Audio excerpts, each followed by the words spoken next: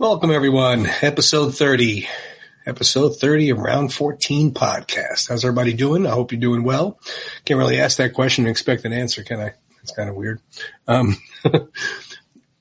Still adjusting to being by myself, so it's a little odd. I know I said I had my daughter, Sophia, do this episode with me, but she had to get stuck doing some college work.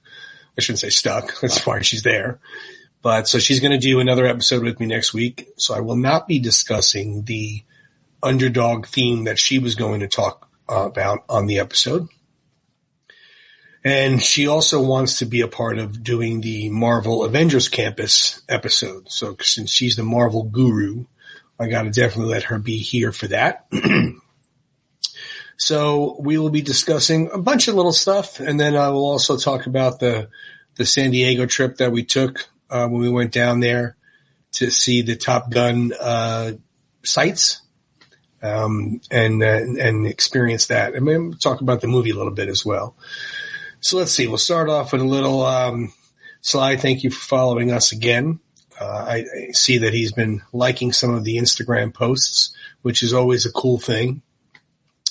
And what's really cool about it is that he doesn't just hit like. He literally picks and chooses what he likes on our posts. So it's kind of cool to see that certain ones stand out a little more than others.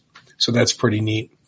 But I thank you again for following us, and I hope you're still watching the podcast, and I hope you're enjoying it. And I hope everybody's enjoying it.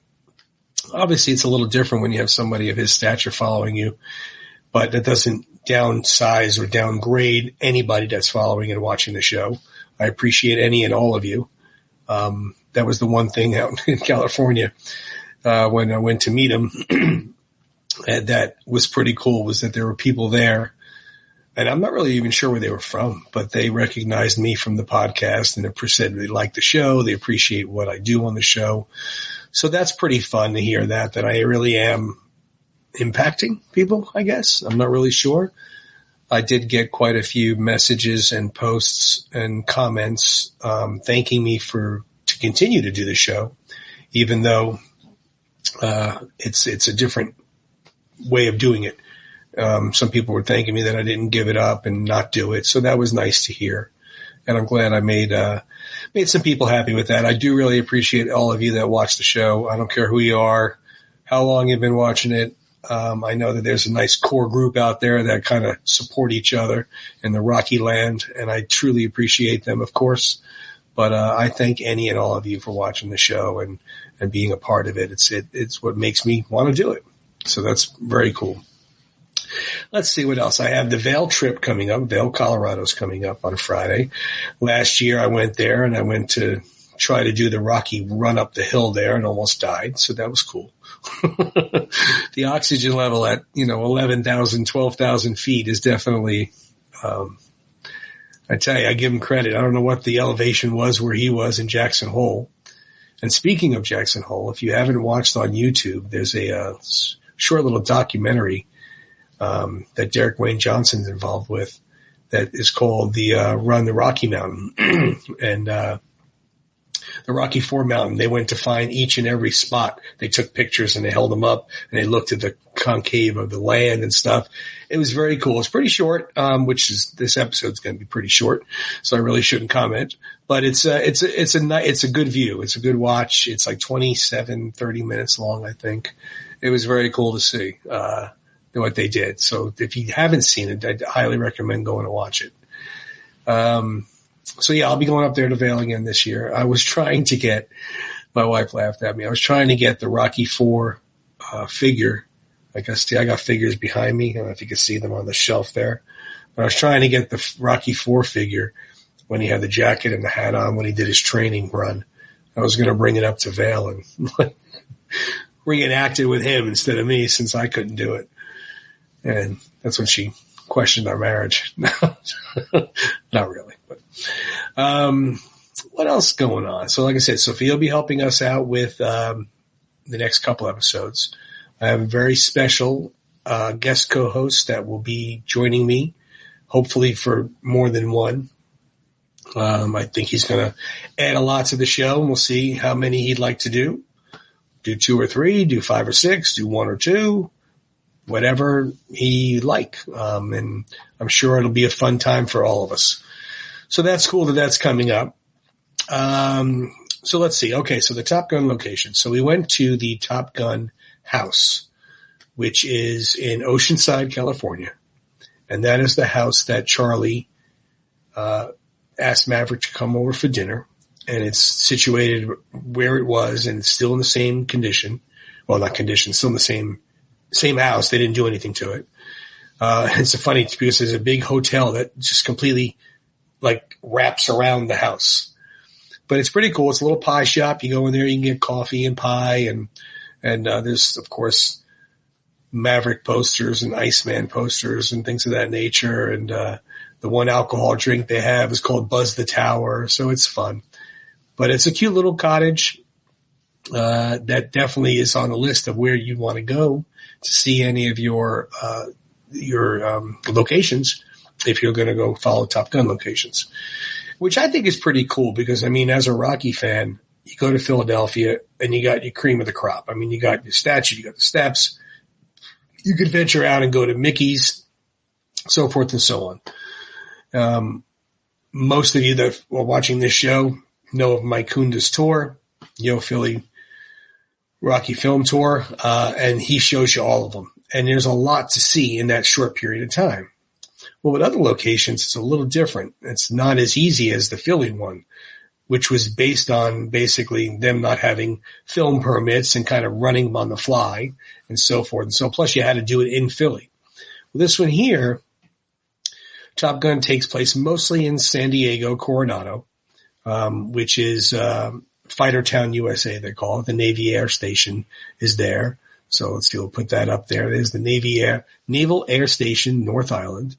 And that's what kind of put it on the map. So they go there to film that. But that house is in Oceanside, California, which is an hour north. So I'm not really sure how they found that house and wanted to finish thing. It's pretty cool that they did. What else is out for? Oh, the motorcycle, an exact replica of the film bike that Maverick drove, is out front of the pie house. So that's pretty cool. You can take some pictures on there. And then of course the sign says the Top Gun house. And we got there pretty early. They didn't open until 11. And we got there relatively early so we could take pictures without people in the background. So that was fun. But as I was saying, so the rest of it is in San Diego, Coronado. You go over that big bridge, and KC Barbecue we went to have, which was actually very good food. I was surprised. So that's where that is, and that's where the world famous piano scene is in that bar. Great Balls of Fire. So that was fun. And inside that bar, it's a small little place, not big. If you watch the movie again, you'll see it's not very large. They have a jukebox, and it's pretty funny because everybody's on the jukebox. You know, you could play it. It's not like it's pre-programmed. All you hear is, Great Balls of Fire and You Lost the Love and Feeling and Danger Zone. And I'm surprised that the owner even has those on the jukebox. Probably drives him crazy. But I mean, come on, what else are you going to play? Of course you're going to play those songs. So it was cool to see that. From what I was read on the menu, it's pretty cool. There's a little story about the cottage. And from what I read on there, Tom Cruise was filming a scene with Kelly McGinnis, Charlie, across the street on the dock where they were on the motorcycle together and they started kissing. And after that scene, he was hungry, so he went across the street to go to Kansas City Barbecue and get something to eat and have a beer. And he loved the place. He loved the vibe of it. He loved how real it was. It was a real Navy bar. There was almost no, you didn't need to do anything to it. It was all set up. So he loved it. And of course, they capitalize on it by having things like this and selling shirts and hats and whatnot. So that's fun. But it was a good place, fun time to be. We couldn't go inside the naval base, obviously, for obvious reasons. But to see the front of it was pretty cool. The North Island, and that North Island has a lot more of a storyline from Maverick than it does for Top Gun. Top Gun, they touch base on it. They say Fighter Town, USA, but North Island, where that's definitely more of a Maverick location. And that bar in Maverick, it was built for the movie. It was built on the beach for the movie. The Navy gave them permission to build that bar. So that's pretty cool. But yeah, comparing the movies, I mean, if you look at Top Gun and you look at Maverick, I love the similarities they have. I also love the shout out that they have to Top Gun, be it maybe Maverick flirting with Charlie in the bar in the first one, and then seeing that she's his instructor the next morning. Same thing happened to Hangman. You know, he goes and tosses out Maverick on his butt, and then he sees he's the instructor the next morning. Hangman is definitely the new Maverick. I mean, he's got that cocky attitude, how good he is, and he is good. You know, he's good at what he does. He's a good-looking kid. So, I mean, he's thinks he's unstoppable, as Maverick did. So, Penny Benjamin's character, I love how they interjected that, and they made her a bigger part of it, and a bigger part of Maverick growing up, basically. I love the scene where the little daughter says, "Don't break her heart again." Then there's also some sad scenes where Goose says, "My father trusted you. I will make that same mistake." You know how deep that hurts Maverick. Goose was everything to Maverick. Goose was Maverick's only family. And, when he died, a part of Maverick died. And that's hard to overcome. And the son probably never would forgive him. So the film really ventures into that, which is pretty cool. The Maverick movie did not bring back Tom Skerritt, who played Viper, Viper. Which I was a little surprised that he did have some kind of scene in it. Anything, a little advice scene, something, you know, "Hey, I haven't heard from you, Maverick. How you doing?" or something. I don't know, any type of acknowledgement. I was pretty surprised by that. And then also too, the other officer in the beginning who sent him to Top Gun, and if he messed it up, he'd be flying a cargo plane. He wasn't in it either.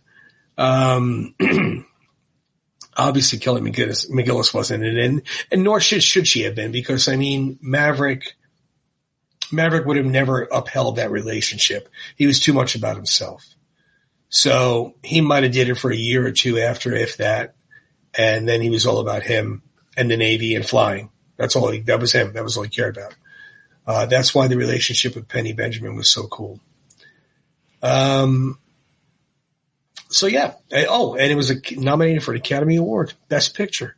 How cool is that? You know, you don't often get a film of that caliber, an action film, to be nominated for a Best Picture. So that's pretty neat that happened. So yeah, that was a good time. If you are a huge Top Gun fan, I highly recommend going out to San Diego and checking out the sites. We went down there for a day and checked out everything that we wanted to check out. Of course, I do wish we could have gone on the Navy base. That's obviously not very possible if you're not part of the Navy or part of the military. But it would have been pretty cool to do that. Outside of that, though, we saw everything there was to see. We'll talk about the Marvel Avengers and all the other places we went to later on another episode. Like I said, I definitely want Sophia part of that episode because she is the Marvel guru. Oh, my goodness. Me, Rocky, her, Marvel. To me, that sound like a caveman, but that's the way it is. So that's about it, man. It's going to be a little transitional to try and work out the kinks with this, especially being solo, and not go back and forth with somebody and feed off of what they're saying or even have banter or something going there. So it's going to be a little different if I am solo. That's why I am trying to work on some co-hosts, guest co-hosts. I know, some people that want to do it with me, and we're going to have a good time. And that's really all this is about, is having fun. When I met John Rivoli out in California, finally met him. Thank you. He asked me how I was going with the podcast. I said, man, I'm just doing it for fun. Sly follows it. You follow it. There's a handful of people that I, am Instagram friends with, that I know that follow it. So I'm happy for all you guys watching this. So it's a fun time. So yeah, that's about it. I'm also, still on, just so you guys are aware, I'm still on some other broadcasting, podcasts, which would be the last of the Action Heroes Podcast Network, which is an audio podcast. So if you do want to listen on the ride home or whatever it may be that you couldn't catch us live on YouTube and you don't want to see my ugly face, I can't blame you. But Ryan also has a lot of podcasts on there, all Stallone, all Bruce Willis, all Schwarzenegger, all action, all Rocky. There's a lot of really cool stuff and a lot of good stuff. And check it out, please. Not even for my own podcast, but check it out for the others. They got some really good stuff. Obviously, we're on Instagram. Check out the page. We post a lot of Rocky, a lot of motivational action heroes, all the above. Comic books, the fun stuff, man. There's enough crap in life, Life ain't all sunshine and rainbows. Obviously, you're watching us on YouTube, so we're available there. And we are on Spotify as well, which again is another audio for that. Let's see. Let me get rid of that post there. Hide it. Okay. And we're also, I have my own page on Instagram, Stallion22 Tony. I post 99% Rocky. Outside of that, it's, if I do a trip or if I go somewhere or do something, I'll put that on there as well. But for the most part, it's Rocky. It's motivational. That's why I started it, to be honest with you. I started that page to hopefully meet Sylvester Stallone one day. I'm not a social media person. I'm not one that's on there all the time. This is all foreign to me. That's just not who I am. But it got me to meet a lot of rockheads that I never would have met before. So it's pretty cool to see that there's a bunch of people out there that are just psychotic about Rocky as I am. So that's cool. Also, he's liked some of my posts on my page. He's liked the around 14 posts. So it's cool. You do have a little bit of a connection to him. It's brief and it's not, he's not messaging me, but it's kind of cool that he's actually watching it and liking certain things that is out there. So yeah, check out my page as well. I'd appreciate it. Other than that, I think I'm going to wrap this up. I know it's short. It's only not even 20 minutes. It's going to take me a little while to get longer episodes if I'm solo. I just need more content or more talking, but it's kind of tough to talk where I can't bounce something off of somebody. So I apologize if this might have been a little off. I hope you enjoyed what I did talk about. And hope you tune in next week. You'll be discussing The Underdog with my daughter, Sophia. She has to do a paper on The Underdog. That was a subject she chose. It wasn't the subject that was all the class has to do.